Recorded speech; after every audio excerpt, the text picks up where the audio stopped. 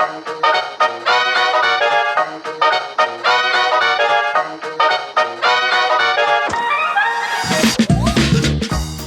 and welcome to Movies with My Dad, the podcast where I, film critic Tina Kakadelis, take my dad Stratus to the movies.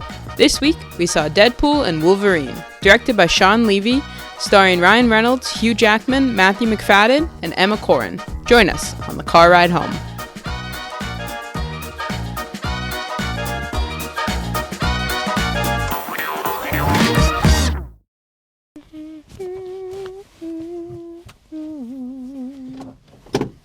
Okay. All right, Tina.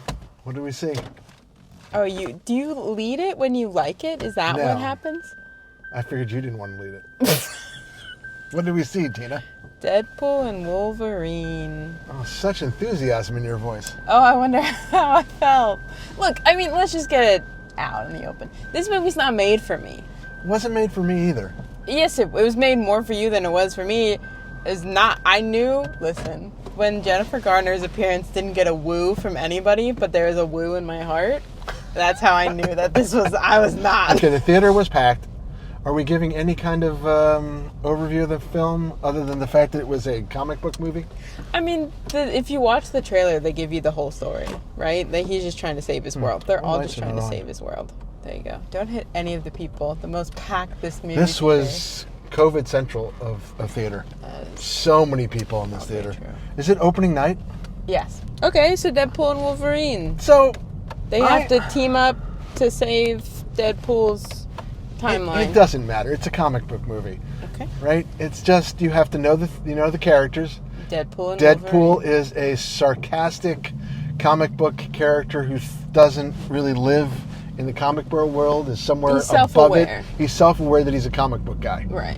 Wolverine is Hugh Jackman, who was amazingly jacked for a 60-year-old guy, 70. How old is he? 60? It's from 50? being in the I think he's in Music his Man. 50s. He's in his 50s. Nothing jacks you like Broadway, you know? So about You enjoyed a third of the yourself. way through, I'm like, I don't want to watch this movie. I really didn't, because it's like, all right, I'm not in this world. It's too many things just for the comic book nerds. And I don't say that dissuadingly, right? I was going to say, I was a comic book nerd. I was DC, Superman, Batman, that kind of stuff. So I don't know this world The Flash. very much. A little bit. But it was mostly Superman is what I had my youth in. Okay. So I don't know this world. So most of it felt like inside jokes for people that knew the world. Which I think it was, right? I mean, yeah, just judging by the audience. I mean, I The got audience a couple. were laughing a lot more about things that I didn't know. Well, they also laughing at some of these jokes that just did not really fly for me, but... I agree. It was somewhat tasteless. Yeah. But that is the Deadpool character. Okay, look, you can make tasteless jokes, but I don't need you to make a reference to Boy Scout troop leaders sexually assaulting their Boy Scouts. I don't have a comeback for that one. Look, you can be tasteless, but you don't have to do that. That's my thing. Like, I get it's not my style of humor. I understand, but I think you can do that style of humor without doing that. Okay. Not to bring it all down. So let's put all of that aside for a minute. Yeah. Okay? Somewhere in there was actually an interesting, decent movie. I was most interested when it was Wolverine and Daphne Keane. I think that's her name. Oh, is that Daphne, the bald lady? No, that's Emma Corrin, who uses they, them pronouns. Okay. No, Daphne who is in Logan. Oh, the little girl. The little girl who is now a teen. She barely had anything to do with Okay, this. yeah, but then whenever they were together, I was like feeling sentimental because I really liked Logan. So I will give Hugh Jackman amazing credentials. And even the guy... Credentials? Credit. And the guy that was from Succession? Yes. Tom? He's also I don't know what his from name is. Joe Wright's Pride and Prejudice. What's his actual name? Actor name? McFadden. Oh, shoot. McFadden's his last... I don't remember. Oh, I'm blanking on his first name. Well, we'll go with McFadden. For sure. Or just go from Tom from Succession. Or Mr. Darcy from Pride and Prejudice. But, yeah, that's true. So many of the other characters, other than Ryan Reynolds, I'll have to say, it felt like they were actually in a movie, and they were giving it a really good performance. Emma was performances great. were amazing. I mean, a lot of them were. It was like people weren't phoning it in. People were like interested and invested in their little story, and I give them that. Like I agree. No, it's not Tom. Matthew McFadden. Okay. He was really good. He was funny. I liked him. I liked Emma Corrin as Magneto's twin or whatever their role was. Magneto being Patrick Stewart. Right. From the original X-Men. But, like, also doesn't really make sense. Like, whatever. It doesn't They were make any sense. Well, no, the whole idea of it was the island of the misfit toys. Right. And right? This is the timeline where everybody goes that nobody wants to, they want to keep them in the timeline. They just throw them to this godforsaken world. And the Chris Evans bait and switch got me. I will say, I thought that was very well done. That they build it up, that Chris Evans, you hear his voice, you see him kind of wearing, like, a blue sleeve, and you think, oh, Captain America died in the whatever one, or like did whatever he did. Now he's here, but then he's actually from the Fantastic Four movie from like the early 2000s that I was obsessed with as a child. I guess that's why it worked for you. It didn't really do absolutely. anything for me. Michelle and I used to watch that all the time. Was it maybe because we were both in love with Jessica Alba? Michelle being your sister. Correct. We did watch it. Oh, is that? Oh, okay. We watched it so much, and neither of us like superhero movies. So that one worked for me specifically, and then Jennifer Garner. She was good in this. Tearing across a desert in a minivan in her Elektra outfit. There was a lot to like in this movie. I think for a movie I didn't really want to like at the beginning. I liked the dog. The dog was phenomenal. Amazing. Give the dog's concept. I think the dog... Is it the world's ugliest? I think it was Britain's ugliest. I don't know if the dog won the world. I mean, it's a Chihuahua with serious genetic problems. Oh, that's why I love it. A tongue that hangs out down to the floor, bug eyes, but so have a sweet. Chihuahua with genetic problems. You do have a Chihuahua.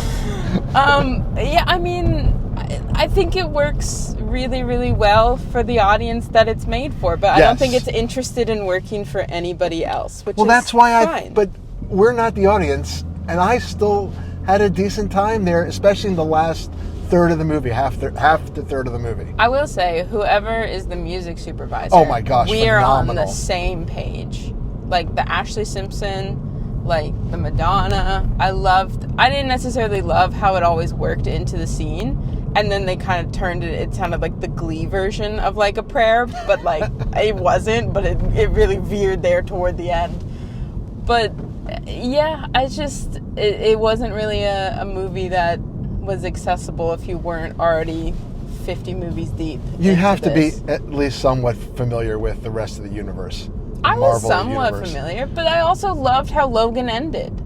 Like, I loved how Wolverine's... Like, I cried in Logan. Oh, the movie Logan. Yeah. You know, I never actually saw that one. Oh, it's so good. And I don't like superhero movies. Oh, interesting. But I saw that... I remember seeing it alone on, like, a weekday morning while my friends saw the live-action Beauty and the Beast. And I saw Logan at the same time, and I cried. Logan was really beautiful. But... it just, I don't know. For me, because I don't care about seeing Wolverine in like the costume. Well, did you get the costume reference? I think I might know why it was a big deal. He never wore it. No, the costume I believe that he wore at the end, with the mask and all. It's from like X-Men '97 or something. It's like original X-Men, right? No, I understood that. And that was never used anywhere else, right. I think? Right. Okay. But see, I'm not invested in that. Right, it that. doesn't mean, if you're not a comic book nerd, again, nothing wrong with it. Stop saying that. I love being a comic book nerd. You're gonna get an email and it's gonna I'm a comic book nerd in the day. You're not. Not anymore. But as a kid... I feel like you were. Oh my gosh. I used to go... There was a comic book store in Manhattan that would sell used comic books. And every time I was up in the Upper East Side, I would go to this comic book store and buy everything I could possibly buy at 10% of the price on the front. And it just one book after another. But I really did stick mostly with the DC universe. But we didn't call it the DC universe. But even when you talk about DC, like, you don't even really know anything. Respectfully. Oh, that hurts. But that's the beauty of me, right? I forget everything That's I consume true. You do forget 5 minutes everything. after I consume Yeah, it. okay. So, like, even in this movie, there's somebody I thought I was going to talk to you about how they were the greatest character, and it was incredible. But I can't. As we're driving home, I can't remember who I thought was this unique character. Yes, I can't remember. Was there somebody that stuck out? I liked Emma. I was rooting for Emma to win. Who was Emma? The Patrick Stewart's. Oh, the Magneto. No, Cassandra. not her. Somebody that came out of nowhere for this. I really don't remember. Channing Tatum. Channing Tatum. Oh my gosh. He was the walk-away star of this. That you forgot. I completely forgot because he was only in, what, maybe 15 minutes worth of it? No, I don't even think he got 15 minutes. Maybe not. But I mean, his ability to be... I guess this character never exists anywhere in comic book, Gambit, right? They completely made it up, I think. No, was my sense from it. I don't think they completely made it up, but it wasn't any of the he was MCU. a Cajun bayou magician with cards that would kill you by flicking a card. There's no comic book character. Though that makes any more sense than, like, Johnny being the Human Torch. He's got, like, voodoo We're power. going to have to look this up somewhere else, but how is he from New Orleans? No, he's a West Virginia boy. He's a West Virginia boy. I think. Or he went to college in West Virginia. But his horrible bayou accent was phenomenal. Channing Tatum is a comedic He can do no actor. wrong. Yes. He really is. I want that. I want that movie. Whatever his character, Gambit movie? his horrible superhero. Then I don't know if it has a backstory. He said he didn't have a backstory. He doesn't exist. He even said that in the movie. Didn't know where he was from. He knew nothing. But he was well worth seeing the movie just for that, just for him. And again, I don't know much about this comic book universe, but Blade, is that what it was? Blade's a movie. And is that Wesley Snipes? Yes. He must be 60, 70. He looked phenomenal. Yeah. And he just had fun with that little bit of a role he had. Like, hey guys, I'm back. Well, yeah. After all these years. And a major bankruptcy, I think, too, or some other tragedy happened in his life. But that was really good. Yeah, I mean, I think that was fine. It was fun. I liked seeing Jennifer Garner. That's as far as I liked seeing her drive the minivan. You didn't catch a little towards the end. It didn't bring you in. It didn't sweep you along. You laughed at a bunch of sequences. I laughed at the dog. No, you laughed at some other things too. And Channing Tatum. And Channing Tatum. I laughed at the dog and Channing Tatum because that was like my style of humor. But not when Ryan Reynolds was talking to the dog, just when the dog was running around in the background. Yeah, because it runs like my dog. Except my dog won't wear boots like that. So I was fully expecting, though, when they have like all those hundreds of Deadpools come in for that final little fight scene, the female Deadpool is Blake Lively. It was her voice. Was it really? It was her voice. I did want to know who that was. So I was waiting for some sort of joke for him to be like, you know, like some crude joke about, man, I would love to sleep with the girl version of myself or whatever. And then her to like wink to camera and be like, well, she couldn't wink. Do. Yes, he can. No, she couldn't wink. She can wink. She was wearing the mask. They have no eyes. But their eyelids can move. No. Yes, they can. They're solid. So, but the lids move. Deadpool's eyes never blinked. I don't think he blinks, but he winked. Because when Blade says there'll only be one Blade, he looked to the camera and winked because they're trying to make another one. Yeah, because he was an actual human face. No, he wasn't wearing a mask. In his mask. Blade doesn't have a mask. What are you talking about? I'm talking about Deadpool. Blade said, I'm the one and only, when they're in the car and he shoots the rocket launcher. Yes. And then Deadpool the joke looks there the was camera because they're trying to they're making another one. Without him. Well, I think they're making it now with Mahershala. How about the Jennifer Gardner dig on her Ben Affleck, her ex-husband? That was cute. That's fine. No? Cinematically? Oh, let's go to the fact that by mistake you booked us in the 3D movie. I did. Right? They did a we really don't good normally job go to 3D. 3D movies. This was by far the best visually 3D presentation I've ever seen. Yeah, and it we was saw really good. Avatar in 3D, and it was like I took my glasses off in Avatar. Yeah, in this one, it was beautifully shot. Yeah. It was crisp. It was bright. Yeah. Because I think in Avatar we said it's too dark. It's too dim. This, Avatar they must had, have turned up the brightness on this. Avatar was weird with a change of frame rate. That, I think, is what caused the problem. Oh, right, there was that too. They were too. doing the change of frame rate. But this, it felt like nice 3D. I don't know if I necessarily, we didn't pay extra for it, but I don't know if it would have been worth paying extra, you know? You know what? I can give it the best respect for it in the sense that after a while, I didn't even remember I was watching 3D. It just felt like I was watching the movie, and it worked so well. So if I go back and think about it, maybe there were some things in 3D that were enhanced by it, but I just felt like I was watching a good shot movie, and it was bright, clear, and very enjoyable. And the effects, just spectacular. This is why we need stunt Oscars. I don't know how much money they must have spent to create the what's the world that they were in, the Void, but it was pretty much Mad Max. Mad Max, right? And they even made a good Furioso joke about it. Furiosa. I mean, overall, I think they did this really well for the audience that would really just eat it up. And the people we were watching it with, opening night again, we said, right? Mm-hmm. They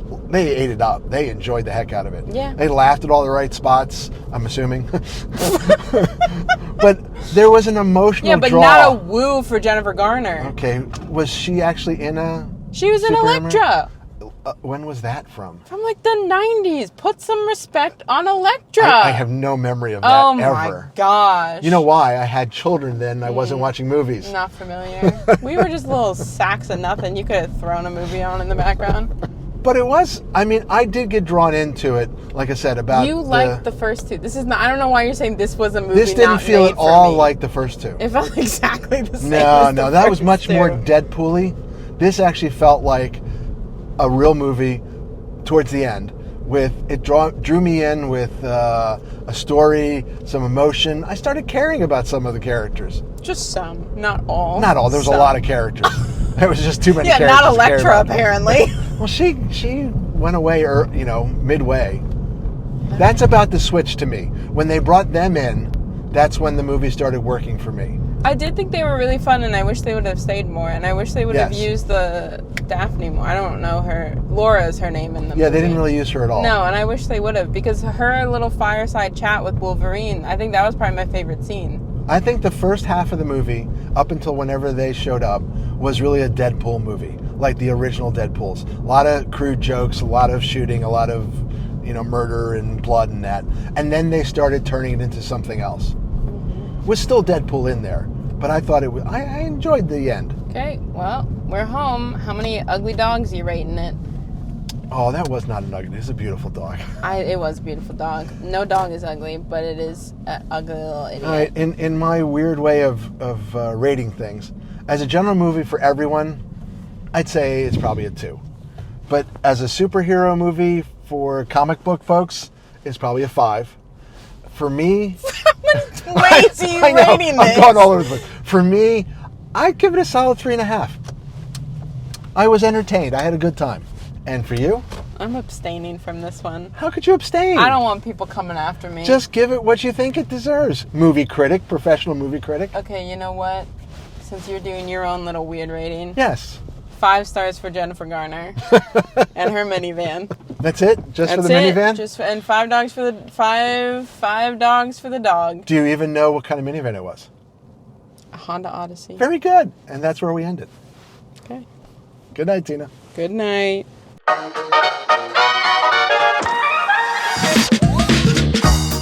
That's it for this week's episode of Movies with My Dad. You can find all of our episodes online at movieswithmydad.com. You can also send us an email at movieswithmydadpod@gmail.com. My dad is desperate to hear from you. You can find me, Tina, on Twitter at Captain Ameripug or letterboxed at Tina_DOCX. You can find my dad at our local Home Depot. Tune in next week when we head back to the movies.